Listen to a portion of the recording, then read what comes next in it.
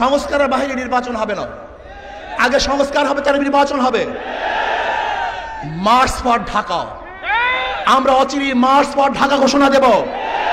কারা সংস্কারের পক্ষে আর কারা বিপক্ষে ইনশাআল্লাহ জনগণ ডিসাইড করবে। আগে সংস্কার হবে, আগে নির্বাচন হবে।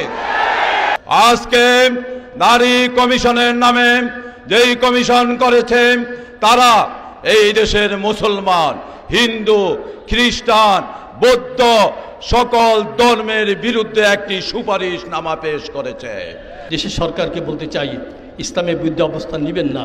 এ পর্যন্ত যা করেছেন, বিশেষ করে প্রধান উপদেষ্টা সর্বমহলের সমর্থন পেয়েছিল, প্রশংসা সব জায়গা থেকে আসতেছে, মাঝে মধ্যে এমন কিছু কাজ করতেছেন এই প্রশংসার বেশি দিন ধরে রাখতে পারবেন না। ইন্ডিয়াকে বলতে চাই, উস্কানি দিবেন না।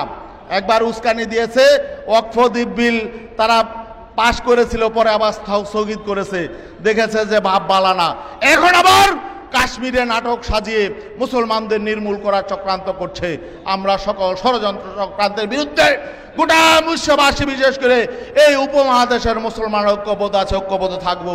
যারা কর্ম কাকে বলা হয়, অপকর্ম কাকে বলে, যারা এই জিনিস বোঝে না, এরা কোনো সভ্য মানুষ হতে পারে না। আমরা বলতে চাই, নারী কমিশনের যারা প্রস্তাব দিয়েছে এদেরকে এই নারী কমিশন শুধু বাতিল করলেই হবে না। আমরা বলতে চাই, যারা এই ফৌজদারি আইনের মধ্যে আছে, যে খুন করে সে যেরকম আসামি, খুন করার জন্য যে প্ররোচনা দেয় সেও কিন্তু সমদণ্ডে দণ্ডিত হতে হয়।